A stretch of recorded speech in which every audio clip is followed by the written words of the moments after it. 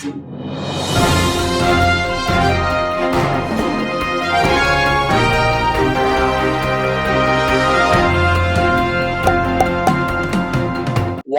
Of मानवता में दुनिया के सभी दर्शकों का बहुत बहुत स्वागत है। आज फिर हम लेकर के उपस्थित हुए हैं एक जबरदस्त एजेंडे पे बात करने के लिए। जबरदस्त एजेंडा लेकर के उपस्थित हुए हैं और वो एजेंडा जो न केवल धार्मिक तौर पे ही लोगों को हिलाता है, आर्थिक तौर पे, सामाजिक तौर पे, शैक्षणिक तौर पे, स्वास्थ्य के तौर पे, मेडिकल के तौर, चिकित्सीय तौर पे, और भी सबसे ज्यादा अगर कोई काम करता है तो वो चारित्रिक उत्थान के दृष्टिकोण से काम करता है। इन मुद्दों पे बहस करने के लिए हमारे बीच में महान अतिथि उपस्थित हो गए हैं। उनसे परिचय कराएं सबसे पहले। उसके पहले ये बता दें कि जरूरत क्यों पड़ी इस तरह की बात करने की, इस मुद्दे पे बहस करने की, क्योंकि आज पूरा देश ही नहीं पूरी दुनिया जल रही है। जिन बौद्ध धर्म ने, जिन तथागत गौतम बुद्ध ने, जिन प्रसेनजीत ने, जिन सम्राट अशोक ने बौद्ध धर्म का पूरी दुनिया में प्रचार प्रसार किया, मानवता का प्रचार प्रसार किया, चारित्रिक उत्थान का प्रचार प्रसार किया, आज उस चारित्रिक उत्थान को चारित्रिक पतन की तरफ ढकेलने की कोशिश की जा रही है। जो देश कभी जम्बू द्वीप के रूप में पहचाना जाता था, आज उसको आर्यावर्त बनाने की कोशिश की जा रही है। क्या संबंध है थाईलैंड और भारत में? राम और थाईलैंड का क्या संबंध है? रामायण और थाईलैंड का क्या संबंध है? राम के डायनेस्टी का क्या संबंध थाईलैंड से है? उन सारी चीजों पे आज इस बहस को केंद्रित करेंगे। थाईलैंड को क्यों देखा जाए? थाईलैंड जो संस्कृत शब्द की उत्पत्ति हुई है वो भी थाई शब्दावली से लिया गया है, थाई भाषा से लिया गया है। क्यों थाईलैंड का कल्चर यहाँ होता है? थाईलैंड की महारानी आती है तो अयोध्या में जाती है, राम को अपना वंशज बताती है, तो हम भी वही कहते हैं ये जम्बू द्वीप है। जम्बू द्वीप में राम का कोई महत्व नहीं, बुद्ध का महत्व है। बुद्धकालीन अवशेष जो मिल रहे हैं उस महत्व के आधार पे अवशेष मिल रहे हैं, और उसी को समझने के लिए, उसी को आगे बढ़ने के लिए, देश को यथार्थ से परिचित कराने के लिए और खास तौर से दुनिया को यथार्थ से परिचित कराने के लिए, जिस तरह से दुनिया के बौद्धों ने तय किया है कि अगर बुद्ध अवशेष, बौद्ध धर्मावलंबी अवशेष या बुद्ध के अवशेष खुदाई में मिल रहे हैं तो पूरी तरह से अयोध्या में जो भी उत्खनन में सामान मिल रहे हैं, उत्खनन के सामान को पूरा उसको लाइव सीसीटीवी कैमरे के जरिए लाइव करके दुनिया को बताया जाए कि आखिर उसमें मिल क्या रहा है। इसी दिशा में हमारे जो पिटिशनर हैं विनीत मौर्य जी भी आज हमारे अतिथि हैं। हम अपने अतिथियों का परिचय कराते हुए इस डिबेट को ओपन करते हैं। सबसे पहले हम परिचय कराते हैं, हमारे बीच में बनते करुणानंद जी उपस्थित हैं। बनते करुणानंद जी वॉइस ऑफ मानवता की तरफ से और दुनिया के तमाम उन दर्शकों की तरफ से जो बौद्ध धर्मावलंबी हैं, उससे भी आगे बढ़ करके जो मानवतावादी सोच के लोग हैं, उनकी तरफ से आपको वंदन और वॉइस ऑफ मानवता आपका बहुत बहुत स्वागत करता है। दूसरे हमारे अतिथि हैं भंते देवेंद्र जी। भंते देवेंद्र जी वॉइस ऑफ मानवता की तरफ से और दुनिया के मानवीय मूल्यों की रक्षा करने वाले सभी मानवों की तरफ से आपको वंदन और आपका वॉइस ऑफ मानवता के चैनल में बहुत बहुत स्वागत है। तीसरे हमारे जो अतिथि हैं विनीत मौर्य जी, वो अक्सर इस बात में लड़ते रहते हैं और सबसे बड़ी बात है उन्हीं के मुख से सुनेंगे। कल उन्होंने पिटीशन फाइल किया स्टे के लिए और उनकी पिटीशन स्वीकार हो गई है। अब ये लगता है कि जो सत्य पे असत्य की विजय करने की कोशिश की जा रही थी, अब उसका भंडाफोड़ होने का समय आ गया है। विनीत मौर्य जी वॉइस ऑफ मानवता आपका बहुत बहुत स्वागत करता है और इस कार्यक्रम की शुरुआत आप ही से करना चाहता है कि 3 मिनट के अंदर आप अपनी बात समेटते हुए ये बताएं, क्योंकि हम लोगों का समय का ध्यान रखना पड़ेगा सबके लिए समय निर्धारित है, 3 मिनट में आप अपनी बात रखेंगे। ये बताएं कि जो आपकी पिटीशन स्वीकार हुई है उसके आपके आपके जो ग्राउंड्स हैं, किन ग्राउंड्स पे पिटीशन स्वीकार की गई है, और खास तौर से स्टे देने के लिए, निर्माण के, राम मंदिर निर्माण के स्टे के लिए। जी विनीत जी। जी सर, सभी साथियों को नमो बुद्धाय, जय भीम, जय संविधान। ये जो पिटीशन 2018 की है, इस मेन मुकदमे से डिटैच कर दिया गया था। कल यानी कि 5 जून को स्टे के लिए एप्लीकेशन डाली गई कि जो पुरातात्विक अवशेष मिल रहे हैं आज भी, उन्हीं अवशेषों को लेके सुप्रीम कोर्ट में ये एप्लीकेशन पड़ी कि हमें स्टे दिया जाए और इस जगह को सुरक्षित और संरक्षित पुरातत्व विभाग के द्वारा कराया जाए। ये पूरी लैंड को, न कि अवशेषों को ही, पूरे जगह को सुरक्षित कराया जाए, और संभव हो तो अंतरराष्ट्रीय पुरातत्वविदों का भी समावेश किया जाए। अगर यहाँ के पुरातत्वविद को समझ में नहीं आ रहा है कि ये इसको किस तरीके से हम खुदाई करें और कार्बन डेटिंग करें, इसके लिए जो है प्रार्थना पत्र सुप्रीम कोर्ट में दिया गया, वो जो है स्वीकार कर लिया गया। आगे कब बहस होगी अगले हफ्ते पता चलेगा। इसमें जो है इस मुकदमे के अधिवक्ता माननीय के गौतम जी हैं, जो सुप्रीम कोर्ट से हैं। और ऐसे परिस्थिति में ये एक नया मोड़ आया है, जब धर्म का धंधा चल रहा हो और पुरातत्व अवशेषों को मिटाया जा रहा हो। उस स्थिति में सुप्रीम कोर्ट ने स्वीकार किया कि नहीं, हम पुरातत्व अवशेषों की बात करते हैं।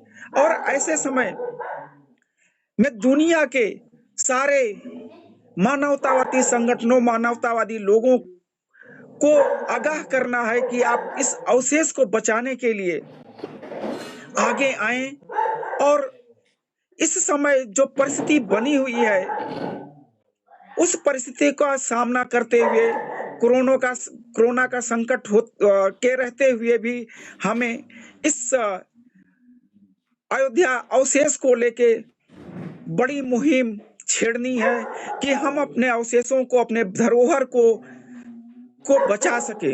ये धर्म का मुद्दा नहीं है, ये पुरातात्विक अवशेष है, और पुरातत्व अवशेष को यूनेस्को संग्रहित करता है।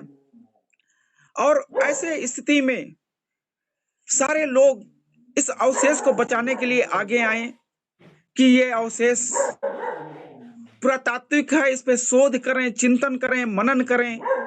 ये स्पष्ट हो कि तथागत सम्यक संबुद्ध साकेत नगरी में कितने दिन थे। धम्म सम्राट अशोक महान ने जो अपने शिलालेख, अभिलेख, स्तंभ लगवाए, साकेत, माता विशाखा, अश्वघोष, असंग, बासुबंध, अनेक विद्वानों की। जी विनीत जी, फिर हम आपके पास लौट करके आते हैं। बंते जी, मेरे ख्याल से देवेन जी, अगर आप लीड लगा लें, हेडफोन लीड लगा लें, तो आवाज आपको प्रॉपरली भी मिलेगी और हमें भी आवाज आएगी। हेडफोन लगा लें आप। अच्छा। और भंते करुणानंद जी, आवाज आ रही है आपको? भंते करुणानंद जी, आवाज आ रही है आपको? तो विनीत जी हम आपसे ये समझना चाहते हैं। जी आ रही है। हाँ ठीक है, ठीक। तो भंते देवेन जी, हम आपके पास आ रहे हैं इस प्रश्न को लेकर के, और समझना चाहते हैं कि कोरोना से अगर लड़ना है, कोरोना से जैसे कहते युद्ध जीतना है, तो कोरोना से युद्ध जीतने के लिए करुणा ही एकमात्र विकल्प है। करुणा के अलावा किसी भी विकल्प से कोरोना का मुकाबला नहीं किया जा सकता। मेडिटेशन ही एक वो मार्ग है, एक वो रास्ता है जो व्यक्ति के अंदर जो उसकी एनर्जी है, पूरी एनर्जी जो सुसुप्तावस्था में चली जाती है या स्लीपिंग मोड में चली जाती है, वो मेडिटेशन ही ऐसा उपक्रम है, ऐसा योजना है, ऐसी तरकीब है जो सारे के सारे इम्यून कैपेसिटी को रिसरेक्ट करती है, पुनर्जीवित करती है, जिंदा करती है। और कोरोना से लड़ने के लिए WHO ने भी ये कहा है कि जिनके शरीर में बीमारियों से लड़ने की क्षमता अच्छी है, वो कभी कोरोना से बीमार नहीं हो सकते। कोरोना उनको अपनी आगोश में नहीं ले सकता। तो हम ये आपसे समझना चाहते हैं कि कोरोना से लड़ने के लिए मात्र करुणा ही एक ऐसा उपाय है। ये आप जरा दुनिया को बताएं कि करुणा से क्या क्या ताकत आती है, क्या क्या साहस लोगों में आता है। भंते जी। धन्यवाद सागर साहब। जैसा आपने प्रश्न किया कि करुणा ही है जो कोरोना से बचा सकती है। देखिए, करुणा भगवान बुद्ध का एक क्या कहते हैं, एक सिद्धांत है, और उनका जो है मैत्री की एक जो है भूमि मैत्री बोलते हैं करुणा। 4 प्रकार के ब्रह्म विहार भगवान बताए हैं, उसमें जो है मेत्ता, करुणा, मुदिता और उपेक्षा 4 प्रकार ब्रह्म विहार बताए हैं कि व्यक्ति इसमें ये अपने आप को लगा करके इसी में रत रहता है तो निसंदेह उसकी बहुत सारी, जो आपने जिन शक्तियों का नाम लिया, वो सारी शक्तियां डेवलप होती हैं। और रोग ही नहीं, संसार के जितने समस्त दुख हैं, उन समस्त दुखों से मुक्ति का एक मार्ग भगवान बुद्ध ने बताया है। तो वैसे तो देखा जाए कोरोना एक वैश्विक महामारी है, एक तरह से वायरस डिजीज है। इसको हम केवल मेडिटेशन या इतने मात्र से तो नहीं कंट्रोल कर पाएंगे, लेकिन मेडिटेशन से हमारी जो मानसिक शक्ति है और जो हमारी रोग प्रतिरोधक क्षमता है वो अधिक स्ट्रांग हो सकती है। करुणा से एक चीज हम जो मानवता के हित में कर सकते हैं कि जिस तरह से हमारे देश में, खासतौर से भारत में, जो गरीबी है, स्वास्थ्य सुविधाओं का अभाव है, अशिक्षा है, बेरोजगारी है, इन सारी चीजों में करुणा और आहार पे सरकार को लोगों के ऊपर क्या कहते हैं, बिना भेदभाव के और उनकी छोटी से छोटी पीड़ा, परेशानी, दुख, दर्द को समझते हुए उन्हें राहत देने का, उन्हें संकट से, परेशानी से उभारने के लिए यथासंभव प्रयत्न करना चाहिए। और जो कि हम लोगों ने कालांतर में देखा कि लॉकडाउन देश में लगा हुआ है, उसके बाद भी जो है जो क्वारंटाइन सेंटर बनाए गए, उनमें तमाम तरह की जो है कमियां देखी गई। भोजन का अभाव, दवाई का अभाव, जांच में क्या कहते हैं अनियमितता और अपेक्षाएं देखी गई। साथ ही वहां भी झगड़े, युद्ध और मारपीट जैसे हालात उत्पन्न हुए, हत्याएं तक हुई। उसके बाद जिस तरह से सरकार की और उनकी नीतियों के भंते जी हम लौट करके आते हैं। हम चूंकि हमारी जो डिबेट होती है, हम लोग विषय के इर्द गिर्द ही रहते हैं, विषयांतर होने की कोशिश नहीं करते। ये सरकार की विफलताएं हैं, सरकार के नहीं, ये WHO की रिपोर्ट थी कि चूंकि बीमारियों, अभी जितने भी लोग ठीक हो पाए हैं वो ठीक होने का कारण यही रहा है कि उनके अंदर बीमारियों से लड़ने की क्षमता डेवलप हो गई थी, जिसकी वजह से ठीक हो पाए हैं। दवाइयां अभी कोई नहीं बन पाई है। तो फिर हम बनते करुणानंद जी के पास आ रहे हैं। बनते जी, आपको आवाज आ रही है? बनते करुणानंद जी, आवाज आ रही है आपको? तो हमें लगता है बनते करुणानंद जी तक हमारी शायद आवाज नहीं पहुंच पा रही है। फिर विनीत जी, हम आपके पास लौट करके आ रहे हैं कि अभी आप तो ये कानूनी लड़ाई लड़ रहे हैं, इस कानूनी लड़ाई के साथ साथ सामाजिक सरोकार के आधार पे लोगों को एकजुट करने के आधार पे, लोगों की भावनाओं के आधार पे भी लड़ाई लड़नी पड़ेगी, जमीनी लड़ाई भी लड़नी पड़ेगी। केवल कानूनी लड़ाई अच्छी बात है कि जो 2018 से आपकी पिटीशन पेंडिंग थी वो स्वीकार कर ली गई है, ये अच्छी बात है। लेकिन इसके आगे की लड़ाई को आप किस दिशा में ले जाएंगे, किस दिशा से लड़ेंगे? क्योंकि ये अगर आपने किया है तो आपने ये मान लिया है कि अयोध्या साकेत था। अयोध्या कोई नाम की चीज नहीं है, किसी चिड़िया का नाम भी अयोध्या नहीं है। जिस अयोध्या की बात परमार्जित रूप में कहा जा रहा वो अयोध्या है जो थाईलैंड में पाया जाता है, बाकायदा उसकी महारानी है और यहाँ विजिट भी करती है। और विजिट करने के बाद उस महारानी जब यहाँ विजिट करती है और विजिट करने के बाद ये प्रक्रिया चलती है, तो अयोध्या यहाँ भारत की भूमि पे कोई महत्व नहीं रखता, साकेत महत्व रखता है। और साकेत का परिचय, साकेत की पहचान बौद्ध धर्म है। और वो बुद्ध विहार बनाने की दिशा में जिस तरह से आप आगे बढ़ रहे हैं, कानूनी लड़ाई के अलावा और कौन कौन सी लड़ाई आप लड़ना चाहेंगे विनीत जी? जी सर, सर इसमें कानूनी लड़ाई तो है ही है। सारे भंते लोगों से अब निवेदन है, विनम्र निवेदन है कि इस चीज को तथागत बुद्ध के द्वारा दिए गए उपदेश को जो धम्म सम्राट अशोक महान ने अपने शिलालेखों में, अभिलेखों में लिखवाया, उस समय पन्ने नहीं थे, कागज नहीं था।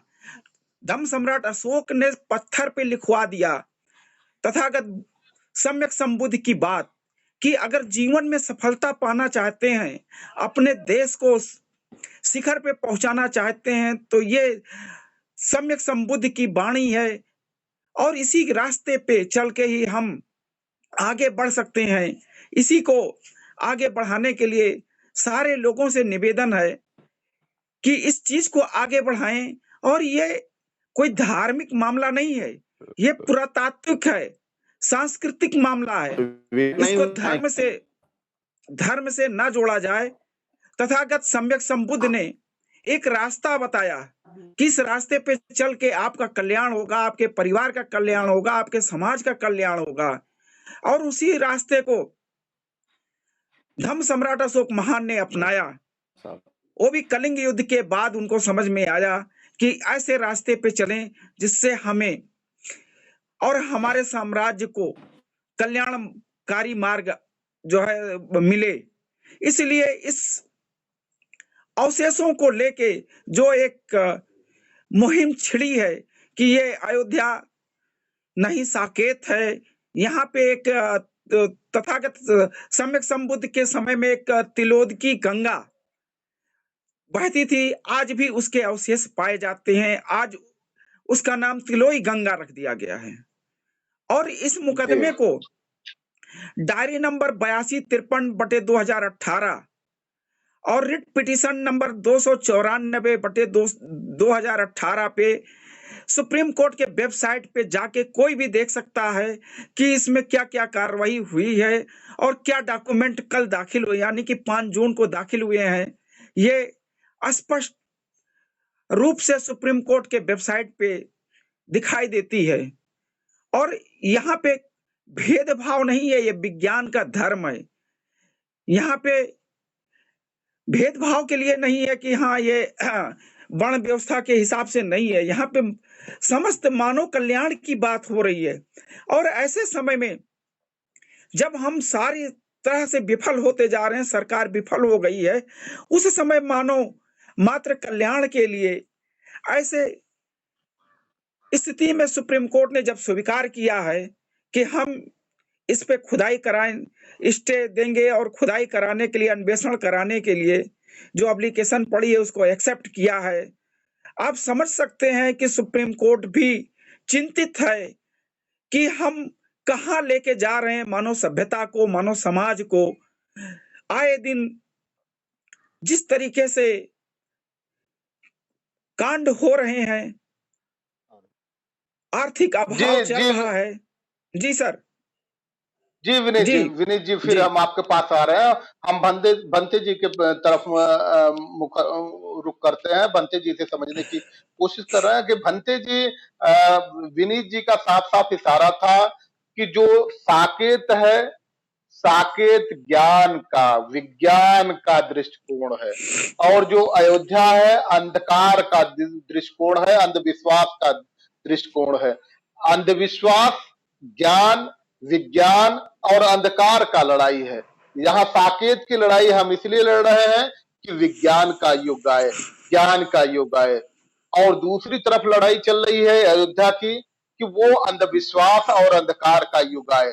तो इस अंधविश्वास और अंधकार के युग को परास्त करने के लिए, उसको पीछे हटाने के लिए, और दुनिया को फिर से, भारत को फिर से एक ज्ञानवान भारत बनाने के लिए, विज्ञानवान भारत बनाने के लिए आपकी क्या रणनीति है? आप इस दिशा में क्या काम करना चाहते हैं, पंते जी? आपको और आपके चैनल को मंगल कामना, और पूरे देश के समस्त वासियों को मेरी ओर से मंगल कामना। आप मेरी आवाज को सुन रहे हैं ना? बिल्कुल बिल्कुल आ रही है पंते जी। सबको मंगल कामना करते हुए, विश्व गुरु तथागत बुद्ध को नमन वंदन करते हुए। भंते जी की आवाज फिर चली गई है, तो हम भंते करुणानंद जी की आवाज चली गई है। भंते देवेंद्र जी को अगर आवाज हमारी आ रही है तो भंते देवेंद्र जी से ही हम ये समझना चाहते हैं कि हम, भंते देवेंद्र जी आप ये बताइए, विज्ञान ज्ञान को कैसे सहेज करके आप रख पाएंगे जबकि अंधविश्वास और अंधकार चरम पे चल रहा है? भंते देवेंद्र जी, मुझे लगता है कि वे नेटवर्क के प्रॉब्लम की वजह से भंते देवेंद्र जी से भी ये संपर्क टूट गया है। भंते करुणानंद जी, अगर आवाज आ रही तो आप अपनी बात जारी रखें, नहीं फिर हम प्रश्न ले लेते हैं विनीत जी से। विनीत जी, हम ये देख रहे हैं कि भारत की संस्कृति और थाईलैंड की संस्कृति मिलती जुलती संस्कृति है। 1947 में जब देश आजाद हुआ तभी से राजनयिक दृष्टिकोण पे दोनों के गहरे संबंध हुए, और वही वजह रहा 1948 में जो अयोध्या का पूरा प्रकरण हुआ, जो 1949 में जो अयोध्या का पूरा प्रकरण हुआ, मध्य रात्रि में 21-22 मई के मध्यरात्रि में किस तरह से मूर्ति को रखा गया, किस तरह से आगे आगे बात बढ़ाई गई 1989 में। तो आप ये समझते हैं ये उसी समय से प्रकरण शुरू हुआ था, और ये अयोध्या का प्रकरण भी 1949 से ही अस्तित्व में आया था, जो ताला बंद करने का प्रकरण रहा हो, ताला खुलवाने का प्रकरण रहा हो, किस तरह से जज ने अपना निर्णय सुनाया। तो ये उसी समय 1900 जैसे ही देश आजाद हुआ तो यहाँ के शासकों को ये समझ में आ गया कि अगर इस देश पे शासन करना है तो धर्म की घुट्टी पिलाते रहना है, हर बात को धर्म की चाशनी में लपेट करके परोसा जाए तभी शासन किया जा सकता है। क्या उनकी रणनीति ये थी और उसी रणनीति के तहत आगे बढ़े विनीत जी? जी सर, ये साकेत नगरी है, और साकेत नगरी में तथागत सम्यक संबुद्ध कई वर्षावास व्यतीत करते हैं और यहाँ से उपदेश देते हैं। यहाँ से ज्ञान विज्ञान फैला है और पूरे दुनिया को गया है। जो बीच में हमें अंधकारमय इतिहास को पढ़ाया गया, उस इतिहास का विश्लेषण अन्वेषण होना चाहिए। अब वो समय आ गया है कि हम अपने इतिहास को, अपने पुरातत्व को, अपने अतीत को अपनी आंखों से खोल के देखें प्रत दर प्रत, जिससे हमें सच्चाई निकल के आ सके कि मेरा भविष्य कहाँ पे है।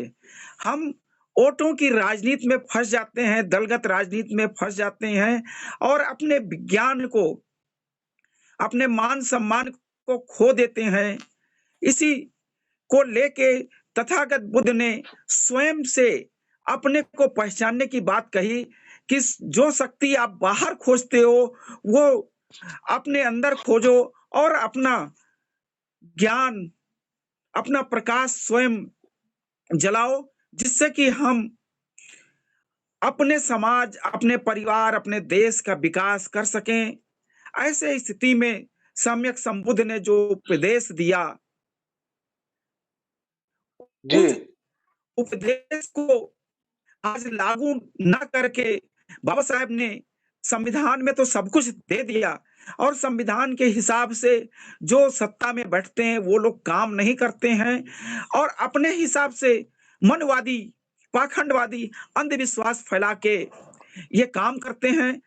इसी का विरोध मानववादी लोगों को करना चाहिए कि हमें अंधविश्वास नहीं चाहिए, हमें विज्ञान चाहिए। हम शिक्षा क्षेत्र में, चिकित्सा क्षेत्र में, औद्योगिक क्षेत्र में आगे बढ़ें और अपने संसाधनों को अच्छे ढंग से उपयोग करें। जी सर, भंते जी जुड़ गए हैं। बनते करुणानंद जी के पास हम प्रश्न लेकर के आ रहे हैं, उनसे समझने की कोशिश कर रहे हैं। ब्रेक पे जाने से पहले हम उनसे प्रश्न नहीं ले पाए थे, किन्हीं कारणों से, तकनीकी कारणों से प्रश्न हमारा उन तक नहीं जा पा रहा था, उनकी आवाज हम तक नहीं आ पा रही थी। तो भंते जी, हम आपसे ये समझने की कोशिश कर रहे हैं कि जो इस समय लड़ाई चल रही है और खास तौर से साकेत और अयोध्या की लड़ाई है, तो साकेत और अयोध्या की लड़ाई केवल स्थान की लड़ाई नहीं है, बल्कि एक संस्कृत की लड़ाई है और एक मानवीय मूल्यों की लड़ाई है, जहां साकेत नेतृत्व करता है विज्ञानवाद का, नेतृत्व करता है ज्ञानवाद का, वहीं अयोध्या नेतृत्व करता है अंधविश्वासवाद का और अंधकारवाद का। तो इस ज्ञानवान को, विज्ञानवान को सहेज करके जो विरासत में मिली है बुद्धों को, उनकी थाती, उनकी धरोहर मिली है, ज्ञान और विज्ञान उनका धरोहर मिला है, उस धरोहर को कैसे सजो करके, कैसे सहेज करके रखेंगे आप? हम ये समझना चाहते हैं, पूरी दुनिया भी आपसे ये जानना चाहती है। बनते करुणानंद जी।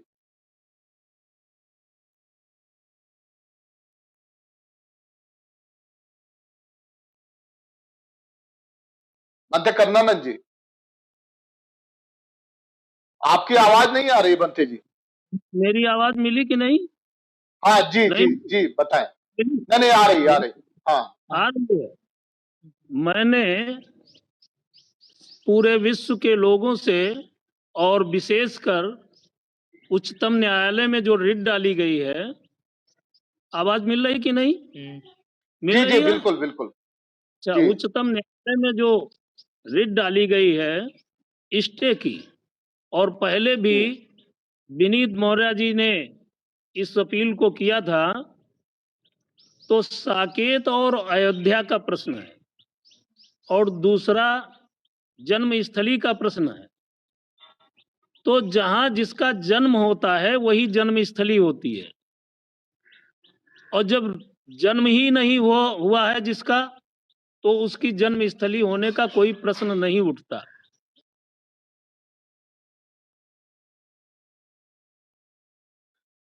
भंते करुणानंद जी से फिर संपर्क टूट गया है। भंते देवन जी, अगर आपको आवाज आ रही तो हम आपसे ये प्रश्न ले लेते हैं। भंते देवन जी, आवाज आ रही है आपको? तो बात हम ये कर रहे थे कि 1947 से जो संबंध बना है, उस संबंधों को किस तरह से भारत और थाईलैंड के बीच आगे बढ़ रहा है, फल रहा है, फूल रहा है। जब ये कहा जाता है कि थाईलैंड और भारत का जो संबंध है, वो संबंध केवल राजनयिक संबंध नहीं है, दो देशों का संबंध नहीं है, संस्कृतियों का संबंध है और संस्कृतियों की लड़ाई है, एक भाषा का संबंध है, संस्कृत जो सांस्कृतिक विरासत है और उसको संभाल करके रखने की दोनों का संबंध है, क्योंकि दोनों के संबंध मिलते जुलते हैं। जिस अयोध्या की बात यहाँ भारत भूमि पे की जा रही है, अगर देखा जाए तो वही अयोध्या के नाम से थाईलैंड में पाया जाता है। जिस समुद्र मंथन की बात यहाँ या समुद्र पे पुल बांधने की बात की गई थी कि समुद्र में पुल बांध करके लंका जाया गया था, तो वो अगर देखा जाए तो वो वहां थाईलैंड में मिलता है। लंका नाम का स्थान भी थाईलैंड में मिलता है। जब ये सारे के सारे प्रमाण थाईलैंड में है, तो अयोध्या में बार बार ये कोशिश क्यों की जा रही है कि अयोध्या में राम का जन्म हुआ था। बंते जी अभी बड़ी खूबसूरत बात बता रहे थे कि जन्मस्थली उसकी होती है जिसका कभी जन्म हुआ हो, और यहाँ तो राम के जन्म होने का, अगर राम का जन्म हुआ है तो उनको राजा मानना चाहिए। जब मर्यादा पुरुषोत्तम भगवान मानते हैं तो इसका मतलब अवतार हुआ है, और जो अवतार लेने वाले व्यक्ति का जन्म हो ही नहीं सकता। जिसका जन्म नहीं हुआ है तो उसकी जन्म स्थली कैसे हो सकती है, कैसे जन्म स्थली मानी जा सकती है? ये उनका प्रश्न बड़ा वाजिब था और समझने की जरूरत है, और इसको समझना ही चाहिए। और हमारा जो अंडमान निकोबार है, वो पूरी तरह से वहां की सभ्यता और थाईलैंड की सभ्यता पूरी तरह से मिलती जुलती है। और ये हमारा समुद्री संपर्क है, समुद्री मेल मिलाप है, और समुद्री संबंध है, वो भी वो भी अंडमान सी से मिलता जुलता है थाईलैंड का। तो जब ये देखा जाए कि अंडमान थाईलैंड ठीक उसी तरह से है जिस तरह से हमारे देश में अंडमान निकोबार है, और अंडमान निकोबार के आधार पे ही थाईलैंड है। बंते जी आवाज अगर आ रही तो ये प्रश्न मैं आप ही से लेना चाह रहा हूं, क्योंकि वो प्रश्न आपसे आ नहीं पा रहा था। तो हम आपसे ये प्रश्न जानना चाह रहे थे कि ये जन्म स्थान का, जैसे बंते जी करुणानंद जी बता रहे थे कि जिस व्यक्ति का जन्म होता नहीं उसके जन्म स्थान का प्रश्न कहां से उठता है? ये लोग आखिर इस देश को, ये जम्बू द्वीप है, जम्बू द्वीप को क्या आर्यावर्त बनाना चाहते हैं क्या? ये हिंदू तो हो नहीं सकते। अगर हिंदू होते तो हिंदू की लड़ाई लड़ते, ये तो आर्यावर्त की लड़ाई लड़ रहे हैं। क्योंकि हिंदू होते तो शेड्यूल कास्ट भी हिंदू था, और बैकवर्ड भी हिंदू था, और सारे के सारे हिंदू थे। जब उनके अधिकार देने की बात आती है तो अधिकार दिए नहीं जाते, अधिकार छीने जाते हैं। तो ये तो आर्यावर्त की संस्कृति यहाँ प्रतिपादित की जाती है, ये हिंदू की संस्कृति नहीं है। तो आपसे ये समझना चाहते हैं क्यों फिर ये जन्म स्थान की लड़ाई की लड़ी जा रही जबकि जन्म हुआ ही नहीं? अंते जी। निस्संदेह आपका प्रश्न, मेरी आवाज आ रही है आपको? जी जी बिल्कुल आ रही। हाँ, जैसा आपने कहा कि ये जम्बूद्वीप है और भगवान बुद्ध ने जम्बूद्वीप में ही जन्म ग्रहण किया था, और जिसको अयोध्या कह रहे हैं ये साकेत नगर, इसके पहले प्रश्न आया था, साकेत नगरी। और ये जो श्रावस्ती में माता विशाखा है, इसके पिता धनंजय के द्वारा बसाया गया शहर है। और यहीं पे जो है साकेत नगर बना। तो निस्संदेह ये आर्यावर्त ये अपनी संस्कृति हमारे ऊपर जम्बूद्वीप पे थोपना चाहते हैं। जी तो ये जम्बूद्वीप है और हम इसे इसी नाम से जानते पहचानते हैं, विश्व में इसकी एक अपनी ख्याति पहचान है। जहां तक अयोध्या की बात है, अयोध्या एक क्या कहते हैं, ये लोगों का अपना एक मनगढ़ंत है। जी और जी आज भी जी जैसा बंते जी फिर लौट के आ रहे हैं आपके पास। करुणानंद जी जुड़ गए हैं, करुणानंद जी से प्रश्न ले लें। 2-3 बार हमने कोशिश की थी कि वो प्रश्न आ नहीं पाया था। बंते जी हम आपसे समझना चाहते हैं कि ये आर्य लोग हिंदू हिंदू क्यों चिल्लाते हैं, हिंदू धर्म की बात क्यों करते हैं, हिंदुस्तान की क्यों बात करते हैं, जबकि कार्य तो वो आर्यावर्त स्थापित करने की बात कर रहे हैं। जो संस्कृति वो फैला रहे हैं वो आर्यों की संस्कृति है। लोगों को दबाना, लोगों को मारना, लोगों को प्रताड़ित करना, लोगों के हक छीनना, ये तो आर्यों की संस्कृति है। तो फिर हिंदू हिंदू क्यों चिल्ला रहे हैं? ये हम आपसे समझना चाहते हैं, और आपसे ये समझना चाहते हैं कि विज्ञानवाद और ज्ञानवाद कैसे सहेज करके इस देश को में रखा जा सकता है। बनते करुणानंद जी। ये मेरी आवाज मिली? बिल्कुल मेरी बिल्कुल आवाज मिली? अच्छा, बिल्कुल आ रही है। ये जो ज्ञानवाद और आर्यवाद है, अंधकारवाद को बढ़ाने के लिए, पाखंडवाद को बढ़ाने के लिए हिंदू धर्म को व्यवस्था की गई है, और यह अपनी व्यवस्था को मूल निवासियों पर पूरा लादना चाहते हैं। मूल निवासियों को फिर हमारा संपर्क टूट गया भंते जी से, पता नहीं नेटवर्क की बहुत तेज प्रॉब्लम आ रही है। तो इसी बात को फिर हम जरा देवेंद्र जी, भंते देवेंद्र जी से समझना चाहते हैं कि जिस बात को वो बढ़ा रहे थे, हम भी ये समझना चाहते हैं कि ये तो आर्यों का कल्चर है, लोगों को मारना, लोगों को प्रताड़ित करना, उनके हक छीनना और उनको अधिकारों से वंचित करना, उनको प्रताड़ित करके रखना, सारी चीजों से उनके काम धाम छीन लेना, उनके उनके धन दौलत छीन लेना। तो हिंदू के नाम पे ये क्यों लड़ाई लड़ रहे हैं? ये हिंदू तो हो ही नहीं सकते, क्योंकि अगर हिंदू की लड़ाई लड़ रहे होते तो हिंदू तो शेड्यूल कास्ट भी है, हिंदू बैकवर्ड भी है, तो उनके अधिकार क्यों छीने जाते? एक धर्मावलंबी अपने धर्मावलंबी का हक तो कभी नहीं छीन सकता। जी, बनते देवन जी।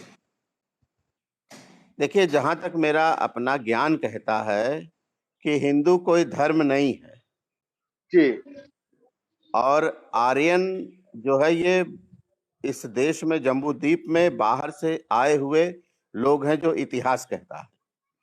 जी और ये लोग यहाँ क्या कहते हैं,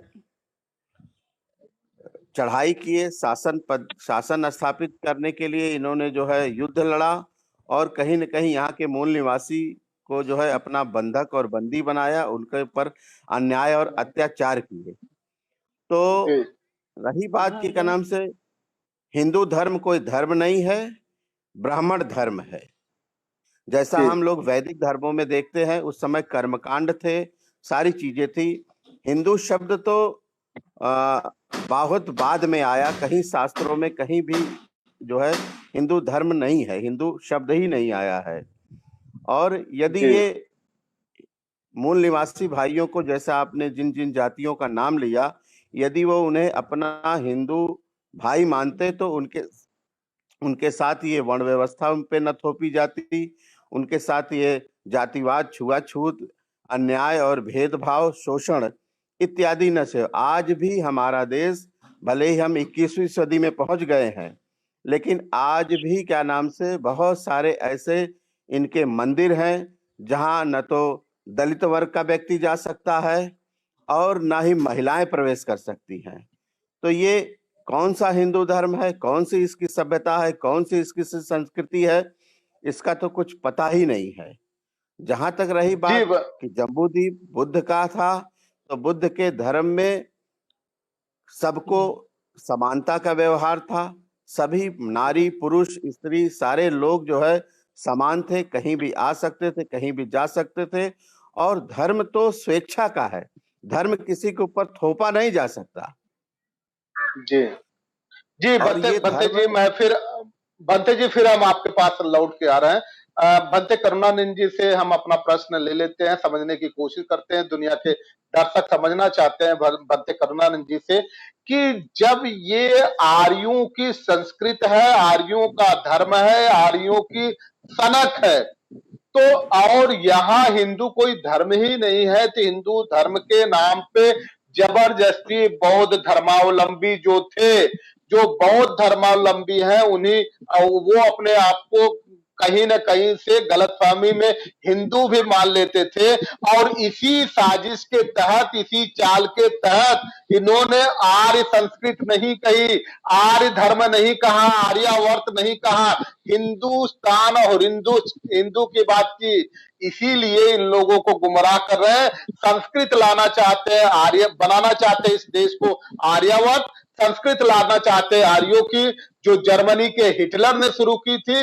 जर्मनी के हिटलर ने जो पूरी तरह से प्रतिपादित किया था, फैलाया था, वही यहां लाना चाहते हैं। तो हम आपसे समझना चाहते हैं कि इस आर्यों की साजिश को जो जबरदस्ती हिंदुओं पे थोपा जा रहा है, उसे कैसे आप अपने विज्ञान और ज्ञान से विरत रखने की कोशिश करेंगे, उनसे दूर करने की कोशिश करेंगे?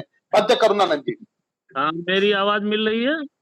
मेरी आवाज जी मिली? बिल्कुल आ रही, अच्छा, बिल्कुल आ रही है। मैं देश के समस्त लोगों से निवेदन करता हूँ, अपील करता हूँ कि वो ज्ञानवाद की ओर आए, अज्ञानता को दूर करें। मानव जीवन को सुखी बनाने के लिए बुद्ध का ही मार्ग सबसे उत्तम है और बुद्ध की संस्कृति को हर जगह फैलाने का काम किया जाए तो इस अंधकार से मुक्ति मिल सकती है। जो आर्यवाद बनाने चाहते हैं और उसको मनवाद की व्यवस्था में जो पुष्य शुंग ने जो अयोध्या बनाया था, अयोध्या का जो नाम आया है वो पुष्य शुंग का बनाया हुआ है। साकेत जो है वो बुद्ध की नगरी थी, और बुद्ध की जी नगरी को बौद्धों का कत्ल करके और अंतिम सम्राट बृहदत्त की हत्या करके पाटलिपुत्र से साकेत में पुष्य शुंग आया और उसने उसको अयोध्या का नाम दिया। अयोध्या पहले नहीं था। अयोध्या और साकेत अलग अलग चीजें हैं। अगर साकेत को हम लेते हैं तो बुद्ध की व्यवस्था गर्भ में छिपी हुई है, भूमि के अंदर छिपी हुई है, जो आज बौद्धों की संस्कृति निकल रही है। इसको बचाने का जी पूरा पूरा प्रयास समस्त विश्व के बौद्धों के साथ में बुद्धिजीवियों से करेंगे, क्योंकि उस समय ब्राह्मणवाद नहीं था। ब्राह्मणवाद की जी व्यवस्था, मनु की व्यवस्था ब्राह्मणवाद को लेकर के उसको समस्त मानव को असमानता में ढकेलती है, पाखंडवाद में ढकेलती है, छुआछूत में ढकेलती है, जिससे देश का उत्थान होने वाला नहीं है। करुणा और भाईचारे की भावना पनपने का भाव नहीं है। एक दूसरे में जो है हमेशा विघटन बना रहेगा। एक दूसरे के हृदय में हमेशा प्रेम और करुणा की जागृति नहीं हो सकती जब तक बुद्ध के मार्ग में हम नहीं आते, बुद्ध के बताए हुए रास्ते पर नहीं चलते, शील समाधि की ओर अग्रसर नहीं होते। जितने भी विकार हैं उनको नष्ट करने के लिए बुद्ध का ही मार्ग सर्वोत्तम है। तो हम अपनी संस्कृति को बचाने के लिए जितना भी प्रयास हो सकेगा, ज्ञान से, विज्ञान से, वार्तालाप से लोगों को जोड़ करके हर तरह से इसको बचाने का काम किया जाएगा, और इसे देश में समृद्धि लाने के लिए, मनुष्य की आर्थिक व्यवस्था को समृद्ध करने के लिए, जीवन स्तर को उठाने के लिए आज जैसी जो महामारी फैली हुई है, ये इन्हीं लोगों की लाई हुई है, हमारे मूल निवासियों की नहीं लाई हुई है। ये जो जी समृद्ध लोग थे, जो आर्यन लोग थे, ये अपने हवाई जहाज से जाकर के और इस महामारी को ले आए हैं, और इस देश के मुखिया ने, देश के प्रधान ने जो लॉकडाउन किया है, बंद करके पीड़ित किया है लोगों को, उस पीड़ा से बचाने का काम जो है बुद्ध के मार्ग से हो सकता है, और उन्होंने उनकी जांच नहीं किया। आज जांच हो रही है किसकी? गरीब तबके के लोगों की, मूल निवासियों की, जो अपनी रोजी रोटी के लिए हर जगह तड़प रहे थे, जा जी रहे जी थे। बनते जी, अभी आज हम कोरोना पे बात नहीं करेंगे, आज हम बात करेंगे साकेत और अयोध्या पे। तो बनते ठीक, मैं नहीं उसी पर नहीं हम फिर साकेत, जी मेरी जी आवाज मिल रही है ना? मेरी आवाज मिल जी रही? जी बताएं, जी साकेत बताएं। और अयोध्या में के जो प्रकरण को उच्चतम न्यायालय में विचाराधीन किया गया है, अपील डाली गई है, तो उच्चतम न्यायालय को यह अधिकार दिया गया है, ये अधिकार है उसको, उसका पुनर्अवलोकन करे। जो भी रिट है, जो भी वाद है, जी अगर जी पुनर्अवलोकन किया जाएगा तो उस पर विचार किया जाएगा, और साक्ष्यों के आधार पर जो साक्ष्य निकल रहे हैं, जो भूगर्भ में जो खुदाई से या उसको बराबर करने से जो नीचे वस्तुएं निकल रही हैं, उनकी कार्बन डाइट किया जाए और उसको अच्छी तरह से देख किया जाए, और पुरातत्वविदों के विचार लिए जाएं, और उसके साथ में प्राचीन में जो पुरातत्वविद आए हुए हैं, जो फाहियान ह्वेनसांग आए हुए हैं, उनके लेखों को देख करके जहां जहां उन्होंने बौद्धकालीन व्यवस्था को दिया है, बताया है, उसको जी खुदाई बनते कर जी, फिर बनते जी हम फिर आप बनते जी, फिर हम आपके पास लौट करके आते हैं। बनते करुणानंद जी, आपके पास हम फिर लौट के आते हैं। बनते देवेंद्र जी से समझने की कोशिश सुप्रीम करते कोर्ट हैं से मेरा कि अंतिम निवेदन है कि वो पुनर्विवेचन करें, और पुनर्विवेचन करके जो भी हो वो समस्त मानव के लिए, पूरे देश के लिए उसको संरक्षित करके, चाहे हिंदुओं की रामनगरी हो, या मूर्ति रखी हो, या बाबरी मस्जिद में मुस्लिम संप्रदाय के मस्जिद हो या बौद्धों का उत्खनन हो, सबका संरक्षित करके पूरे देश और विश्व की संस्कृति बना करके और जी उसको जी उसके लिए मंगल कामना की जाए। बनते जी फिर हम आपके पास बनते जी हम आपके पास फिर लौट के आ जाएंगे। बनते देवेंद्र जी के पास आ रहे हैं और ये समझने की कोशिश कर रहे हैं कि इतिहास को कल्पनाओं से दबाने की जो कोशिश की गई है वो बहुत दिन तक चलने वाली स्थिति नहीं है। साकेत अगर ऐतिहासिक धरोहर है तो अयोध्या काल्पनिक धरोहर है या हत्यारे की धरोहर है।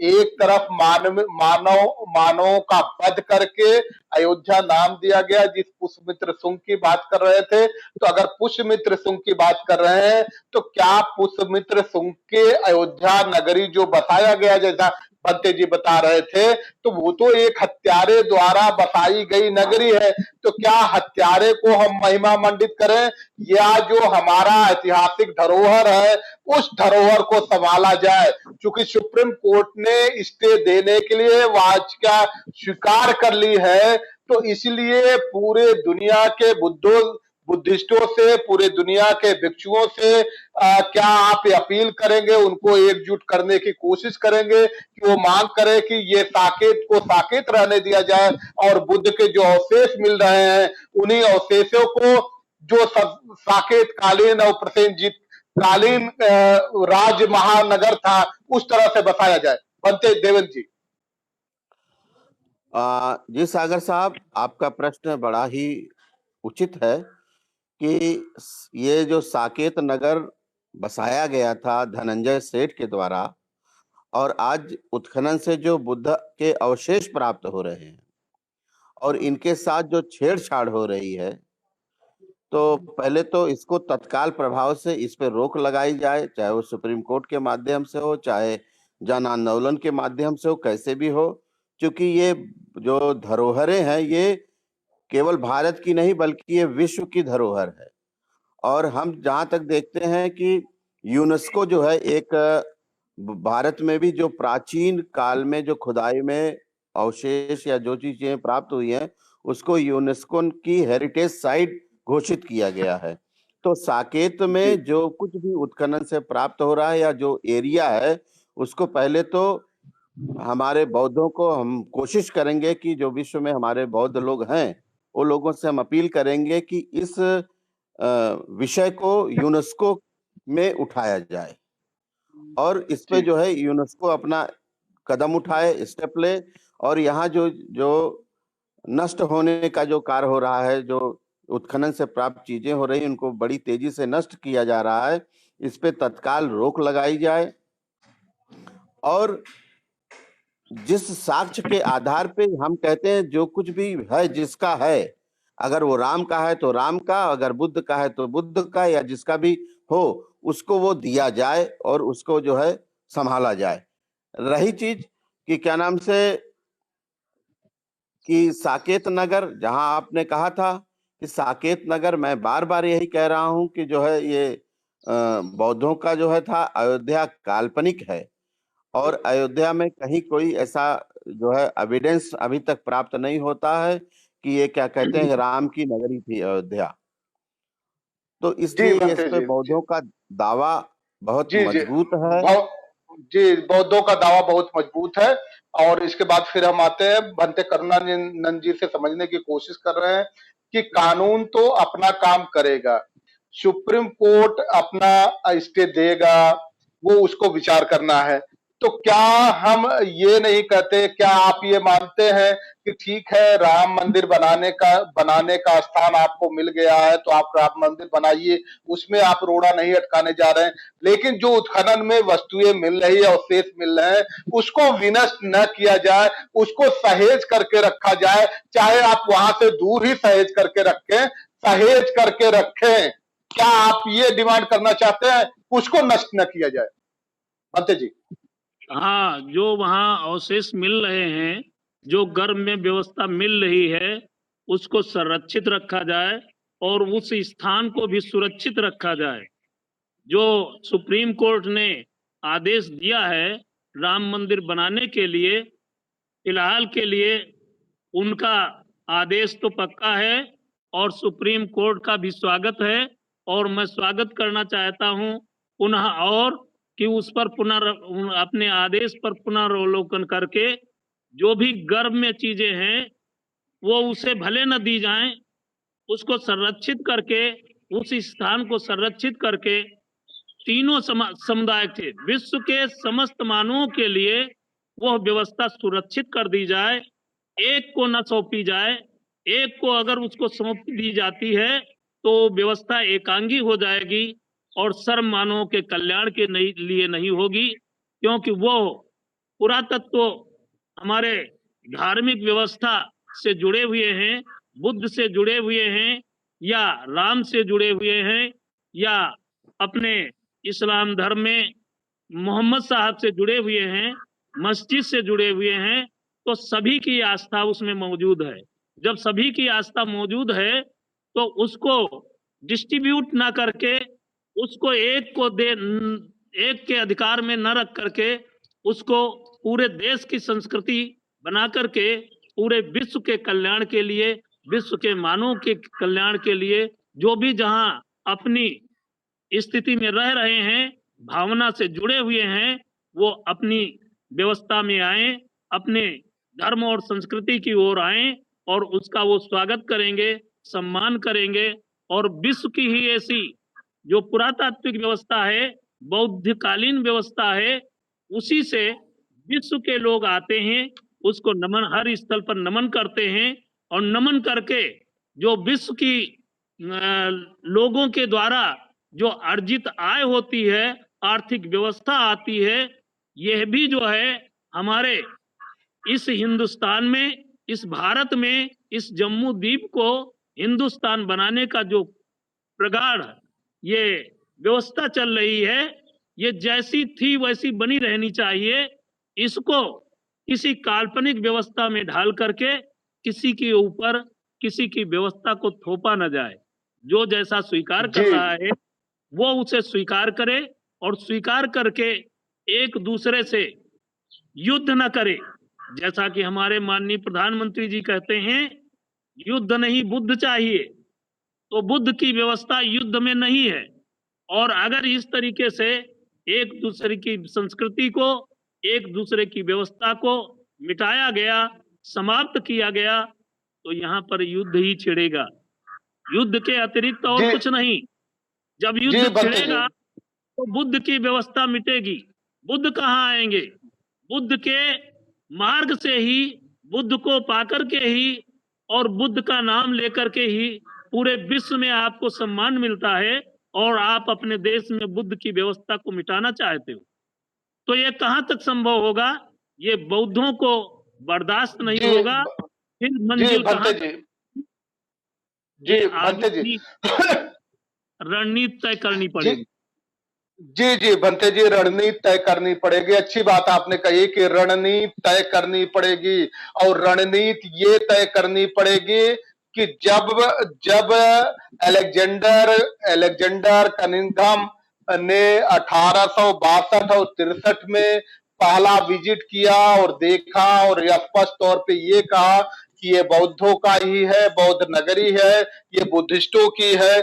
और इसके बाद 1889 और 92 तक जो उन्होंने पुरातत्व विभाग से खुदाई करा करके जो जांच कराई, उसमें भी उन्होंने इस बात को जस्टिफाई किया कि ये बौद्धों की ही नगरी है, बुद्धों का ही धर्म है, बौद्धों की संपत्ति है। और फाहियान ने जो 5वीं शताब्दी में, हुएनसांग ने 5वीं शताब्दी में भी इस बात को प्रमाणित किया था कि ये बुद्धों की ही नगरी है। और जबकि इतिहास भी यही कहते हैं, आज जो पुरातत्व में खुदाई में अवशेष मिल रहे हैं, उस अवशेष भी यही चिल्ला चिल्ला करके कहते हैं कि ये साकेत है, ये साकेत है, ये साकेत है, किसी हत्यारे की अयोध्या नहीं है। इसके बावजूद चूंकि हमारे देश में भारत का संविधान लागू हो गया है, वो संविधान पूरी तरह से सेकुलर है, धर्मनिरपेक्ष है, और उस धर्मनिरपेक्षता के आधार पे उस पे बौद्ध बौद्ध विहार की जगह पे मस्जिद का भी अस्तित्व आया और फिर मंदिर का भी अस्तित्व आया। अगर उस जगह पे बौद्ध विहार, मंदिर, मस्जिद सभी को ध्यान में रखते, सभी धर्मावलंबियों को ध्यान में रखते हुए निर्माण कराया जाए तो किसी भी बुद्धिस्ट को, किसी भी भिक्षु को कोई आपत्ति नहीं होगी, क्योंकि देश की धरोहर को संभाल करके रखने की बात है। अगर इस तरह से नहीं हुआ तो दुनिया के सारे बौद्ध भिक्षु जो इकट्ठे हो गए हैं, इकट्ठे होने के बाद जिस जापान पे आप नाच कर रहे हैं कि वो जापान आकर के यहाँ इन्वेस्ट करेगा, बड़े पैमाने पे इन्वेस्ट करेगा, उत्तर प्रदेश में बहुत ज्यादा रोजगार देगा, तो आप ये समझ लीजिए बौद्ध भिक्षु अब रुकने वाले नहीं है। अब वह जापान से भी शिकायत करेंगे कि आप आइए, निश्चित तौर पे यहाँ इन्वेस्ट करिए, आपका स्वागत है, ये आपके गुरु की धरती है, तथागत गौतम बुद्ध की जन्मस्थली है, आप वहां स्वागत करिए। लेकिन जो लोग बौद्ध संस्कृति को बर्बाद कर रहे हैं, उनको उनकी मानसिकता को समझते हुए, उनकी मानसिकता को भांपते हुए, उनकी रणनीति को और उनकी कूटनीति को, उनको कुटिलता को समझते हुए आप इन्वेस्ट करिए। अगर ये बुद्ध की बात करते हैं, तथागत गौतम बुद्ध के जन्मस्थली को, उनके संस्कृति को संभाले रखने की बात करते हैं, तो आप निश्चित तौर पे यहाँ इन्वेस्ट करिए और संभाले रखने की बात नहीं करते हैं तो आपको फिर अपने मार्ग तलाशने हैं, क्योंकि बुद्ध मानव की बात करते हैं, ज्ञान की बात करते हैं, विज्ञान की बात करते हैं। जिस दिशा में आगे जापान बढ़ रहा है वो यहाँ ध्वस्त किया जा रहा है। ये हिंदुओं की मांग नहीं कि अयोध्या में राम मंदिर बने, ये आर्यों की मांग है, आर्यों की जिद है। वो इस देश को आर्यावर्त बनाना चाहते हैं। इस हत्यारे के नाम पे अयोध्या के जो पुष्यमित्र सिंह हत्यारा रहा है, जिनका इतिहास गवाह है, और ये कहा जा रहा है, बार बार कहा गया कि बौद्ध भिक्षुओं जब बृहदत्त की हत्या की, सर काटा, तो सारे जितने भी बौद्ध भिक्षु थे ऐलान करा दिया गया कि जो भी बौद्ध भिक्षु का सर लाएगा उसको 100 कासारपण दिए जाएंगे, क्योंकि पुष्यमित्र सिंह की उस समय कासारपण ही करेंसी थी और उस समय वो सिल्वर की होती थी, चांदी की कासारपण करेंसी थी, वो दिया जाएगा। 100 कासारपण के चक्कर में लोगों ने बौद्ध भिक्षुओं का सर काटा, बौद्ध धर्म को नाश किया।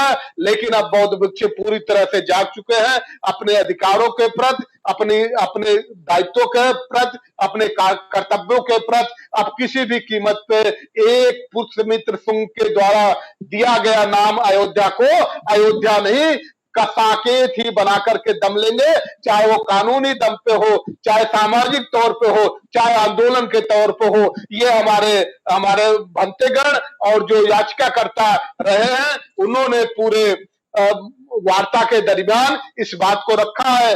अब समय हमें इजाजत नहीं देता, हमें यही वाइंड अप करना पड़ेगा। दुनिया के सभी दर्शकों का बहुत बहुत धन्यवाद और महान अतिथियों को, बौद्ध भिक्षुओं को वंदन और पूरे दर्शकों को नमस्कार, जय भीम, नमो बुद्धाय, सत श्री अकाल, सब खैर।